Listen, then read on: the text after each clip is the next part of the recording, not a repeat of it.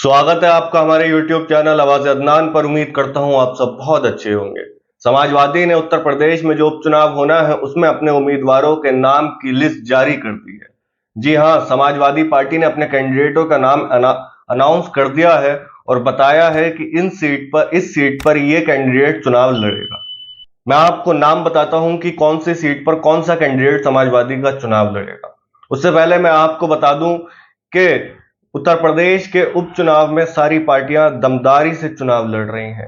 एक तरफ समाजवादी का मुकाबला है और बीजेपी से, और बीजेपी का समाजवादी से सीधा मुकाबला, टक्कर देता हुआ मुकाबला है। लेकिन समाजवादी की टेंशन बढ़ रही है।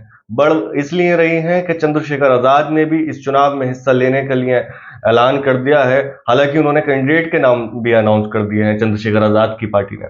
दूसरा, असदुद्दीन ओवैसी की पार्टी ने भी ये ऐलान कर दिया है कि हम 10 की 10 सीटों पर उपचुनाव लड़ेंगे। मैंने जैसे कि आपको पहले वीडियोस में बताया था। और अब इंडिया अलायंस, जो कि कांग्रेस और समाजवादी का इंडिया अलायंस है, 2024 में लोकसभा चुनाव में बना था और लोकसभा चुनाव में मिलकर लड़े थे ये लोग। वही इंडिया अलायंस के अंदर भी सीटों को लेकर थोड़ा घमासान चल रहा है। मैं आपको बताता हूं, एक सीट है मजवा की, जिस पर समाजवादी ने अपना कैंडिडेट अनाउंस कर दिया है। लेकिन उसी सीट से कांग्रेस के उत्तर प्रदेश के अध्यक्ष टाल ठोक रहे थे अपने बेटे के लिए कि उनके बेटे को इस सीट पर टिकट मिलना चाहिए। लेकिन इस सीट पर समाजवादी पार्टी ने अपने उम्मीदवार का नाम अनाउंस कर दिया है। मैं आपको बताता हूं कि किन किन सीटों पर समाजवादी पार्टी ने अपने प्रत्याशियों का नाम अनाउंस करा है। ये 5 सीट हैं, 5 सीटों पर 6 सीट हैं, 6 सीटों पर अनाउंस कर दिया है। सबसे पहली करल तेज प्रताप यादव, जो कि अखिलेश यादव के ही परिवार के हैं। और करल सीट बड़ी हॉट सीट है क्योंकि वहां से पूर्व मुख्यमंत्री उत्तर प्रदेश के और समाजवादी पार्टी के राष्ट्रीय अध्यक्ष अखिलेश यादव साहब विधायक थे 2022 में। अब वो 2024 में उन्होंने वो सांसद बने तो वो सीट खाली हो गई। सीसामऊ से नसीम सोलंकी, जो इरफान सोलंकी की वाइफ हैं, सीसामऊ से उनको टिकट हुआ है।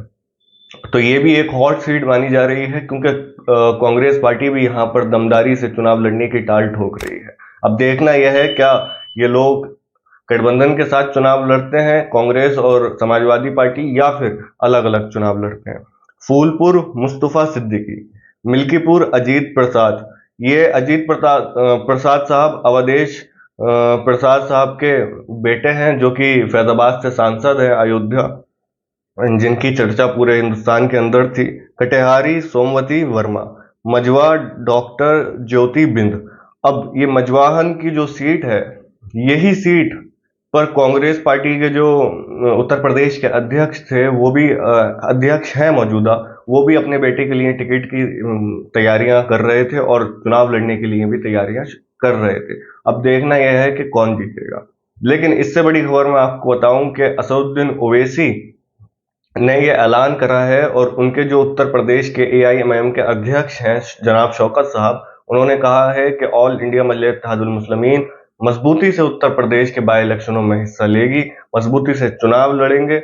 और मैं आपको बता दूं कि समाजवादी पार्टी का जो गढ़ है, यानी कि कुंदरकी से चंद्रशेखर आजाद ने अपने प्रत्याशी का नाम अनाउंस कर दिया है। तैयारियां शुरू हो गई हैं, हाजी चांद बाबू उनका नाम है। लेकिन अगर ऑल इंडिया मजलिस इत्तेहादुल मुस्लिमीन का और आजाद समाज पार्टी का गठबंधन होता है, तो देखना यह है, क्या कुंदरकी की सीट एआईएमआईएम के खाते में जाती है या फिर आजाद समाज पार्टी के।